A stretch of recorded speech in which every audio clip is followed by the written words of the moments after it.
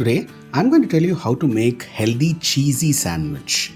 For this, we're going to take some butter, nicely spread it on a pan, take a slice of bread and spread some grated mozzarella cheese, some onions, some bell pepper,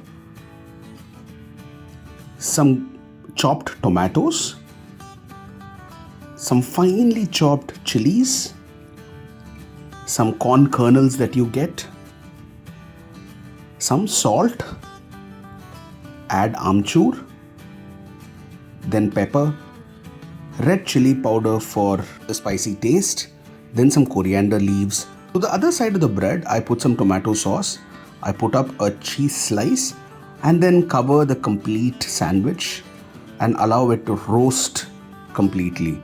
After roasting, I'm going to take it out and voila, our cheese sandwich is ready to be had.